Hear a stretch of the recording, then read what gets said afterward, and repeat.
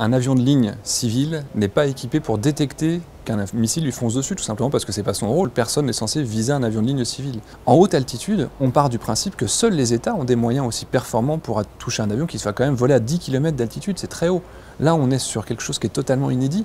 On n'imaginait pas tout simplement que des rebelles ou des terroristes aient accès à ce genre de matériel. Encore une fois, la première sécurité, on est un avion civil.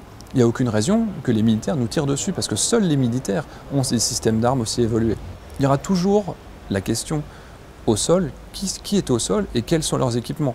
On sait qu'il y aura des conséquences pour les compagnies, et notamment si on interdit certaines zones, des zones de plus en plus larges, si on a des doutes sur les personnes qui sont au sol et leurs intentions, les avions vont devoir faire des trajets de plus en plus longs pour éviter ces zones-là et donc prendre plus de pétrole. Pour l'industrie aéronautique, par contre, d'une manière générale, ça ne change pas grand-chose. On sait que les avions sont fiables. Ce n'est pas une cause technique. Et enfin, pour les constructeurs, pour les industriels, ils vont peut-être essayer de mettre en place des systèmes antimissiles élaborés.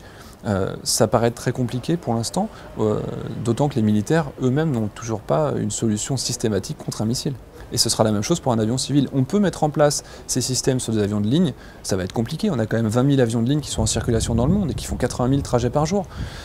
Ça va être compliqué d'imaginer qu'on va mettre ça sur tous les avions, sachant qu'il y a une faille.